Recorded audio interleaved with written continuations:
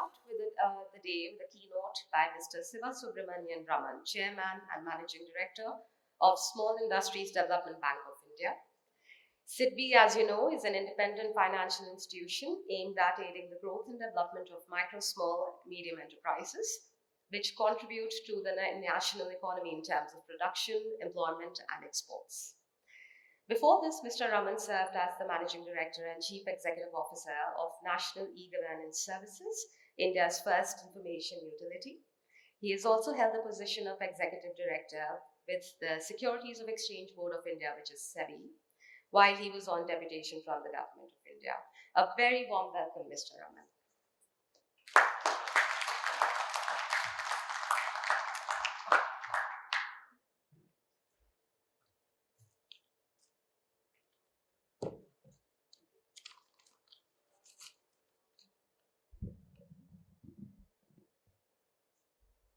A very good morning to all of you.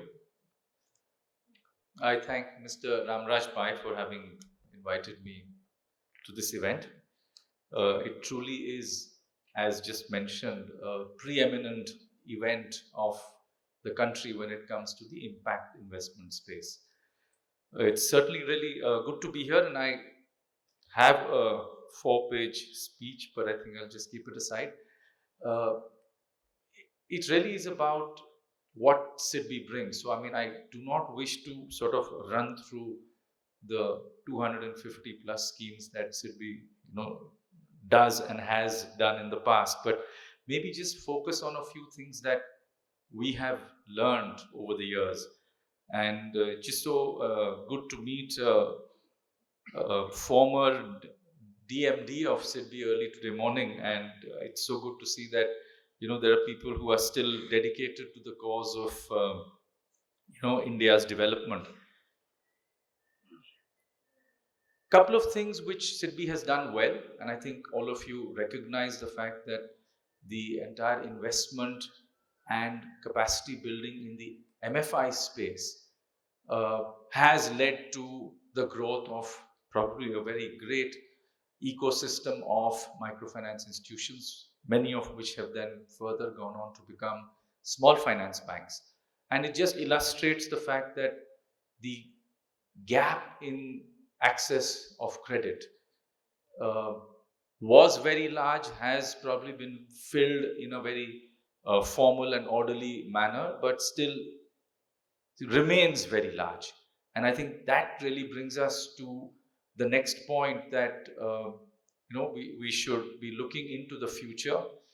SIDBI did a good job, but what is it that we can learn and take that forward and probably to greater scale? And that's something which has come about in the recent past through our own internal thinking, as well as the report of the Parliament Standing Committee of Finance, which has pushed SIDBI in the direction of working more with small lenders, let me say NBFCs. So, when I say NBFCs, it is any regulated lender, be it MFI or otherwise. And there probably is still a huge scope for us to bring less than commercial capital. So it really brings us into that space which all of you end up working on in your daily lives. What is being discussed over here is how do we bring in that blended capital or blended finance to the NBFC sector. So we know that there are large number of NBFCs, many of them hyper local, trying to provide finance. Rates might go anywhere between 20 and 30%, but the fact is that that's still much lower than what those people would have got from the unregulated money market. So we are really looking at making these NBFCs grow a little more to scale. The problem for SIDBI, in spite of the fact that we would be able to help them with finance at lower rates, we'll be more than happy for all of you in this room to come up with innovative solutions where we can create fund structures and then give that money to the NBFCs. So, it is really about partnerships that we could form with the likes of you. but it is about also the risk mitigation for the lending by those NBFCs. And that, I think, is really what has caught our attention. And we have in the recent past worked out a small POC where we're looking at the receivables of the NBFC. So finally, the only security that a lender has is the receivables which the NBFC is keeping in trust or placing as a security.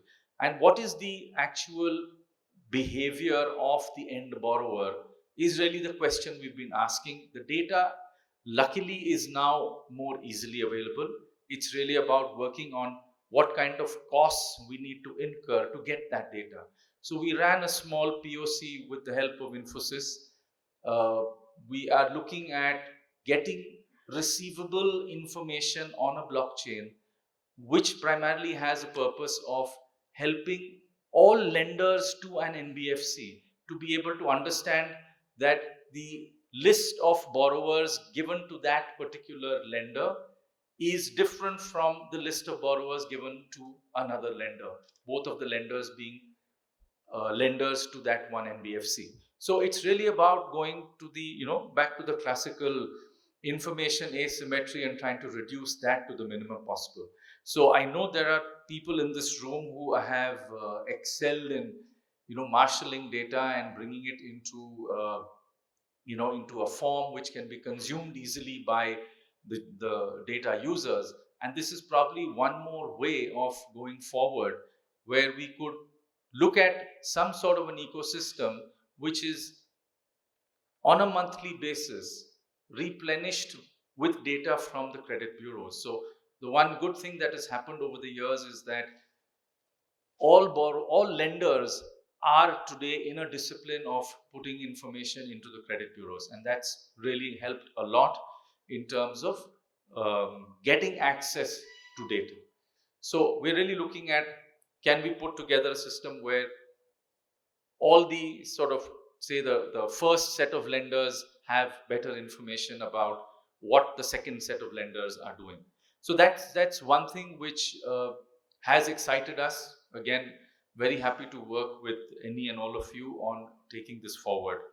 The other big one is really about credit guarantee. Now, at CGT MSC, so that is the trust which has been created by the Government of India.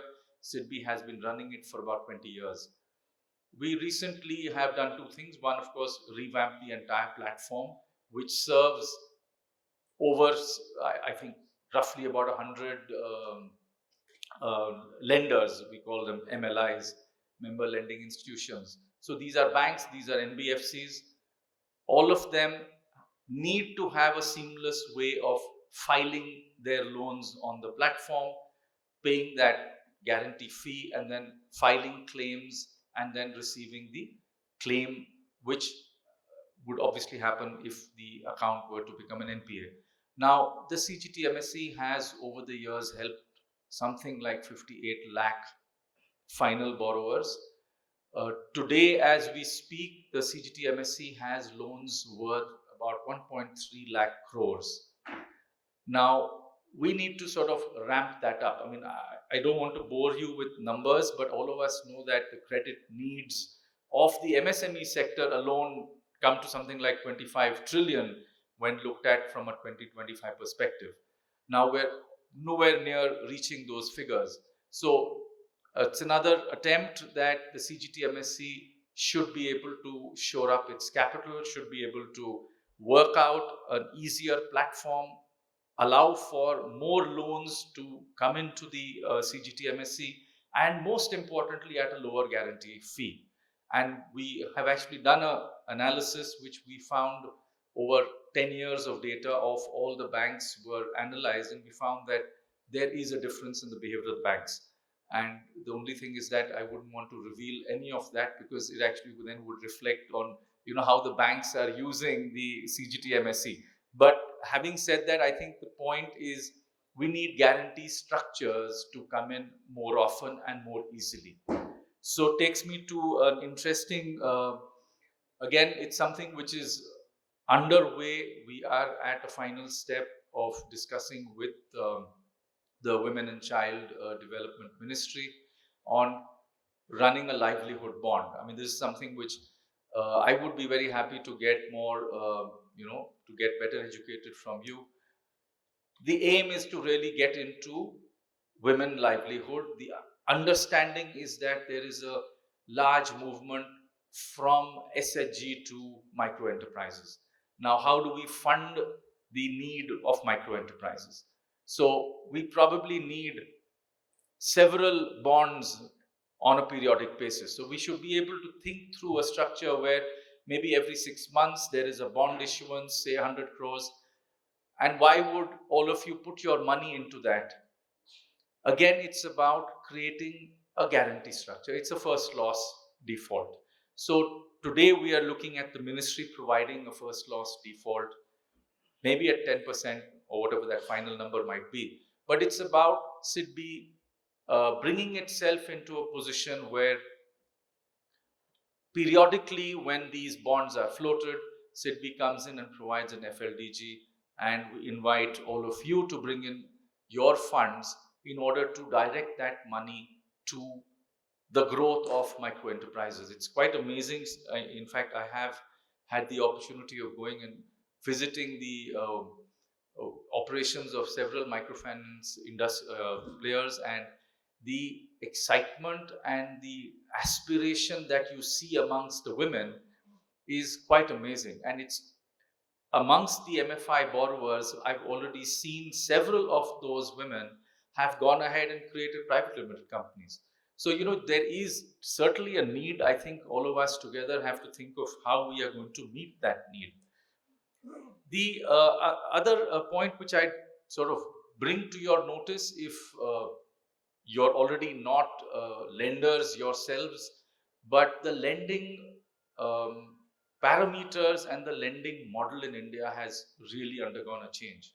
So be it an SBI or be it an NBFC, which is probably much more nimble than the rest of us, but the ability to use data has now seeped into every lending model. And I think that's something which certainly has brought down the cost of operations for any lender. And therefore, we seriously will need to look at how cost of credit is also brought down.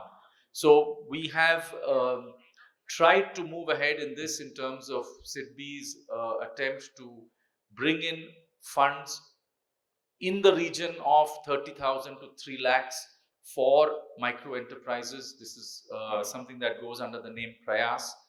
We definitely need people on the ground. The people on the ground could be MFIs, could be non-MFIs, could be BCs, but it's really about the partnership of due diligence on the ground with somebody else taking the risk on their books.